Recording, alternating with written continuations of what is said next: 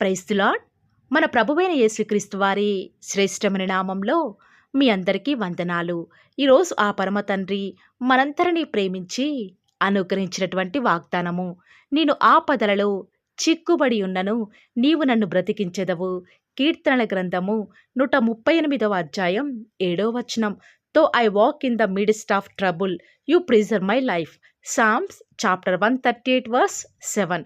ఈరోజు ఆ పరమ తండ్రి మనందరినీ ప్రేమించి అనుగ్రహించిన కృపావార్తను బట్టి ధ్యానించుకుందుము.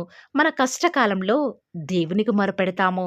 దేవా, ఆ ఆపదల నుంచి నన్ను విడిపించమా అని మరి ప్రార్థిస్తాము.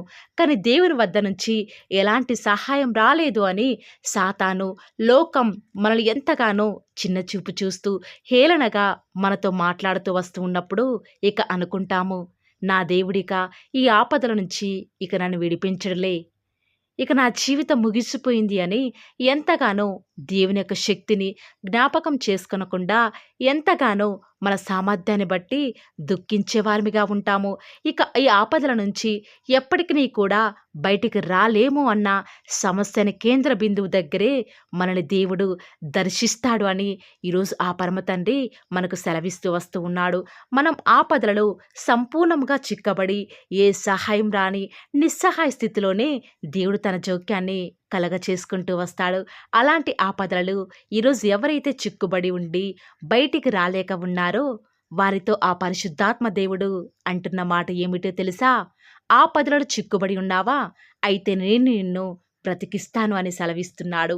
ఈరోజు ఆయన నిన్ను ఆదుకోవడం కొంచెం ఆలస్యమైనప్పటికీ కూడా ఇంకా నీ సమస్యని సంద్రంలో కొట్టుమిట్టాడుతూ బయటికి రాలేక మునిగిపోయే ప్రదేశంలోనే ఆయన నిన్ను బ్రతికిస్తాడు అని నువ్వు గుర్తించుకో. నీవు జలములలో బడి దాచినప్పుడు నేను నీకు తోడయుందును, నదులలో బడి వెళ్ళినప్పుడు అవి నీ మీద పొల్లి పారవు, నీవు అగ్ని మధ్యన నడిచినప్పుడు కాలిపోవు, జ్వాలలు నిన్ను కాల్చవు అని బైబిల్ లేఖనాలు సెలవిచ్చిన రీతిగా దేవుడు నిన్ను అగ్ని వంటి శ్రమల గుండా నువ్వు వెళ్ళే పరిస్థితులను అనుమతిస్తాడు. కానీ ఆ అగ్ని నిన్ను కాల్చివేయకుండా నిన్ను బ్రతికించేవాడిగా ఉంటాడు. ఆయన నీకు కలిగిన భయాలన్నిటిలో నుండి కూడా నిన్ను విడిపించేవాడిగా ఉంటాడు. ఆనాడు లాజరు జ్వరంతో మరణించే సమయంలో దేవుడు రావటం ఆలస్యం చేస్తాడు. అప్పుడు మార్తా అంటుంది, ప్రభువా, నువ్వు ఇక్కడ ఉన్నట్లయితే నా తమ్ముడు చనిపోయేవాడు కాదు అని. తన తమ్ముడి మరణాన్ని బట్టి దుఃఖంతో ఉంది. ఇక అంతా అయిపోయింది, సమస్తం చేజారిపోయింది అని మార్తా విశ్వసించవచ్చు. కానీ దేవుడు నీ తమ్ముడు తిరిగి బ్రతుకుతాడు అని వారి ఆపదలలో వారితో వాగ్దానం చేశాడు. వాస్తవానికి లాజరు మరణించి 4 రోజులైంది. పైగా సమాధిలో ఉన్నాడు. తన శరీర భాగాలన్నీ కూడా పనిచేయడం ఆగిపోయాయి.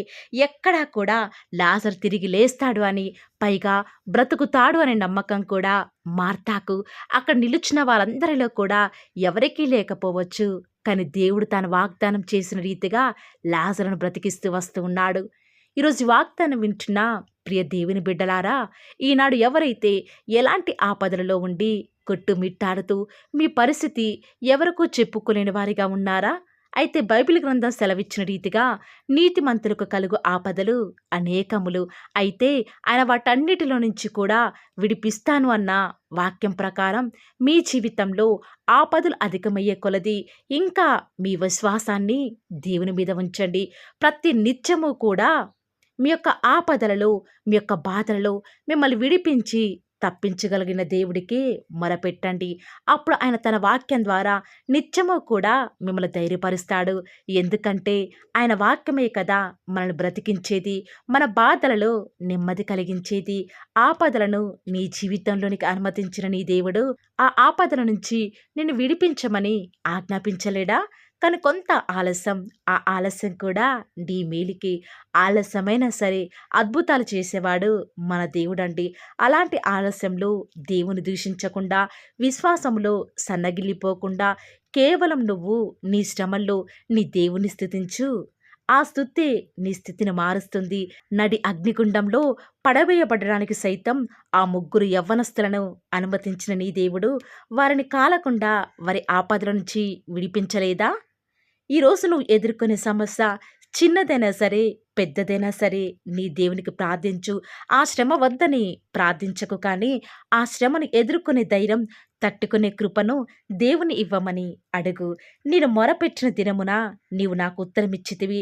నా ప్రాణములో త్రాణ పుట్టించి నన్ను ధైర్యపరచితివి అని ఆనాడు దావీదు మహారాజు తన జీవితంలో, దేవుడు తన జీవితంలో చేస్తూ వచ్చినటువంటి ఆ యొక్క ప్రతి మేలును బట్టి కూడా దేవుని ఎంతగానో స్తుతిస్తూ వస్తూ ఉన్నాడు.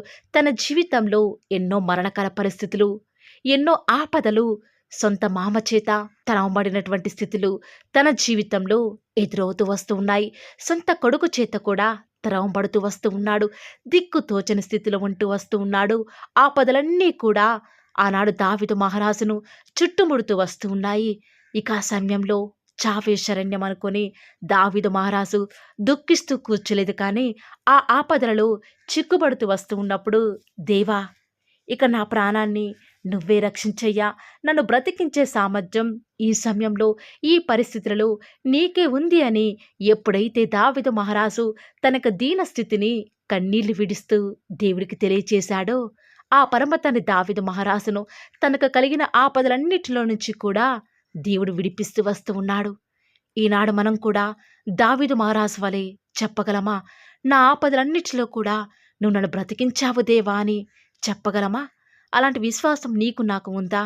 ఎప్పుడైతే దావీదు మహారాజు వలె నీ యొక్క ఆపదలలో, నీ దిక్కుతోచని స్థితులలో, మరణకర పరిస్థితులలో, పాప శాపములు నిన్ను అంటుకొని ఉంటూ వస్తూ ఉన్నప్పుడు, మరణ పాశములు నీ దగ్గరికి వస్తూ ఉన్నప్పటికీ కూడా నువ్వు దేవుని మీద విశ్వాసం ఉంచగలుగుతున్నావా? నీ పరిస్థితులు అనుకూలంగా ఉంటే దేవుని దగ్గరికి, అనుకూలంగా లేకపోతే లోకం వైపు చూస్తూ అనేక ఆపదలను కొని తెచ్చుకుంటున్నావా?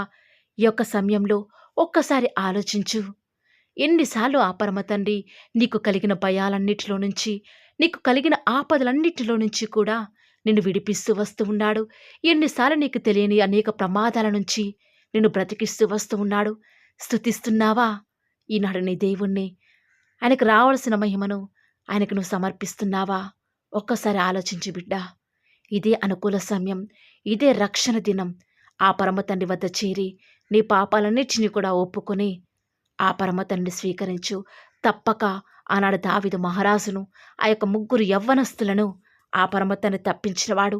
మరణం నుంచి లాజరును లేపి బ్రతికించిన నీ దేవుడు అంతకంటే మరి శ్రేష్టముగా నీకు కలిగిన ప్రతి ఆపదల నుంచి నేను విడిపించడానికి సిద్ధంగా ఉన్నాడు. నమ్మిన ప్రతి ఒక్కరు కూడా నాతో పాటు ప్రార్థనలో ఏకీభవిస్తారా ప్రియులారా? ప్రార్థన. నన్ను మమ్మల్ని మిక్కిలిగా ప్రేమించిన మా ప్రియ పరలోకమందున మా తండ్రి, జీవం కలిగిన దేవా, మీ బంగారు పాదాలకు లెక్కలేనని స్తుతులు స్తోత్రాలు చెల్లించుకుంటూ వస్తూ ఉన్నాను. దేవా, ఉదయకాలమునే మమ్మల్ని ప్రేమించినారు తండ్రి, మమ్మల్ని భద్రపరిచినారు. మాకు కలిగిన అనేక ఆపదల నుంచి మమ్మల్ని విడిపించి నేటి వరకు కూడా సజీవ లెక్కలో ఉంచిన తండ్రి, వందనాలు చెల్లించుకుంటూ వస్తూ ఉన్నాను. దేవా, ఈ యొక్క ఉదయకాల సమయంలో ఎవరైతే వాగ్దానం విని ప్రార్థనల విశ్వాసంతో ఏకీభవిస్తున్నారో అట్టి బిడ్డలను జ్ఞాపకం చేసుకుంటూ రారా.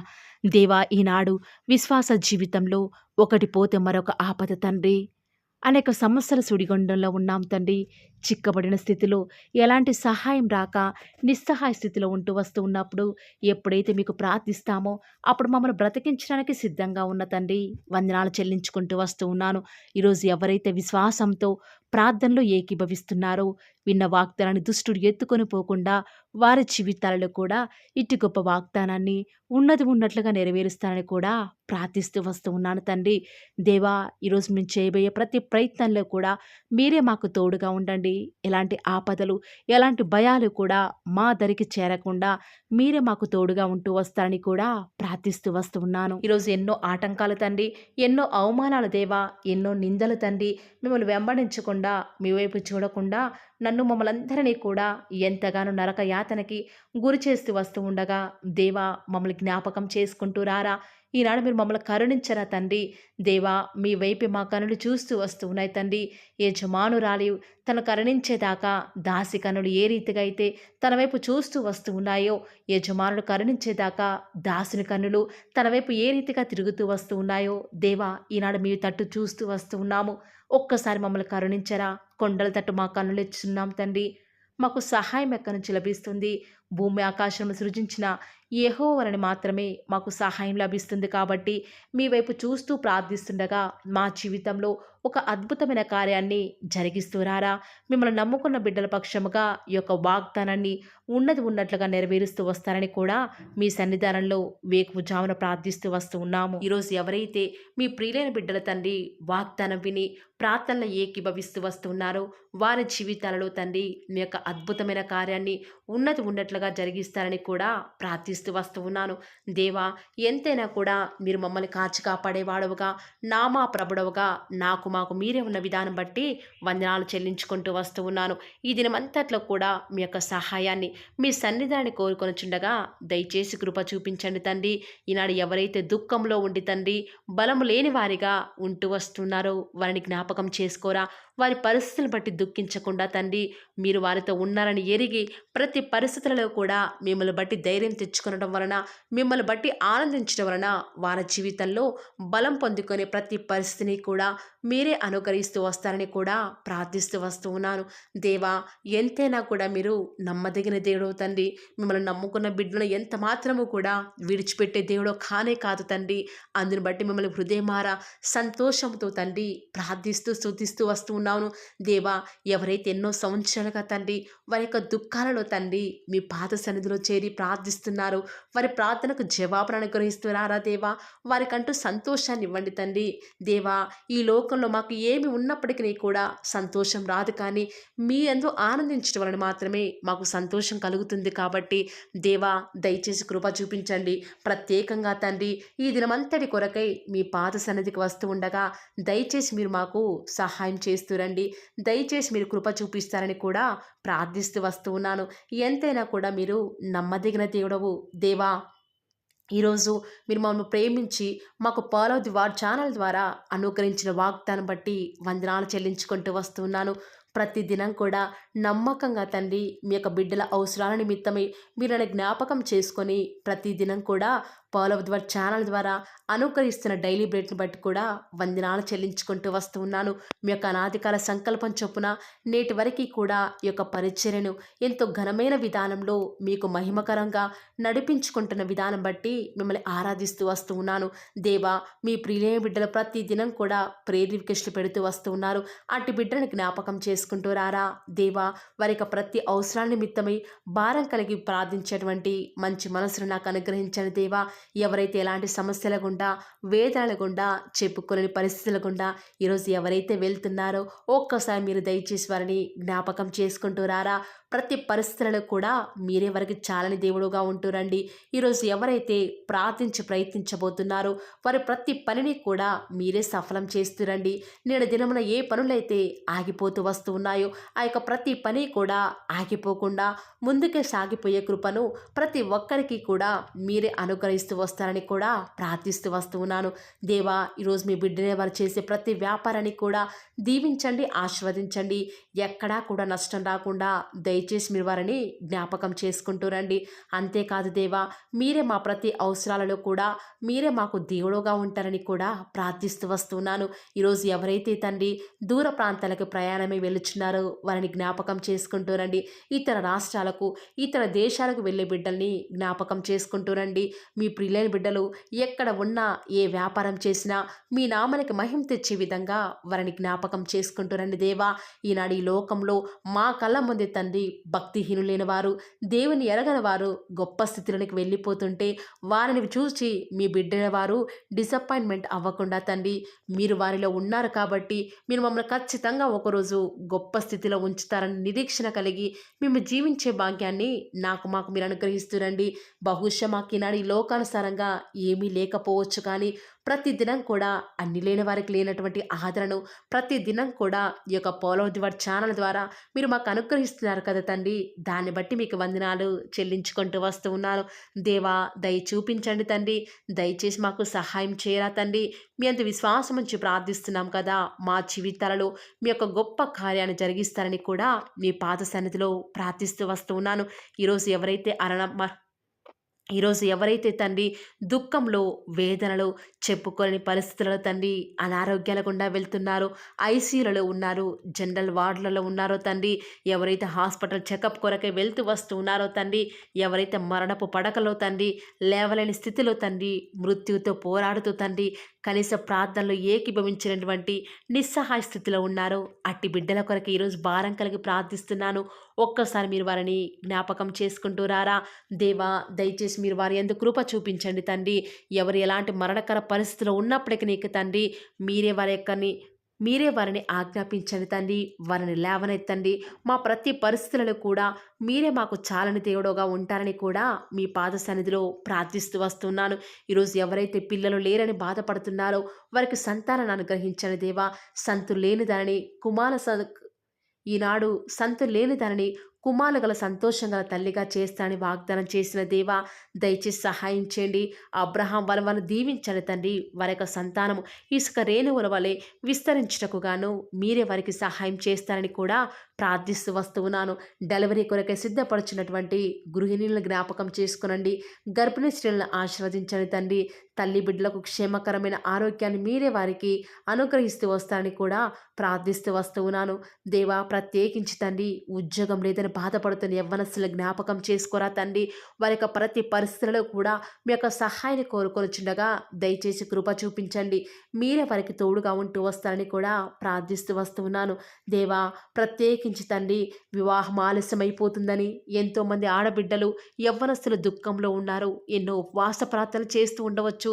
దేవా, దయచేసి వారు భారం కలిగి చేస్తున్న ప్రార్థనను అంగీకరించి తగిన సమయంలో తండ్రి వారి యొక్క వివాహం జరుగుట ద్వారా మీ నామానికి మీరే మహిమ తెచ్చుకుంటూ వస్తారని కూడా ప్రార్థిస్తూ వస్తూ ఉన్నాను.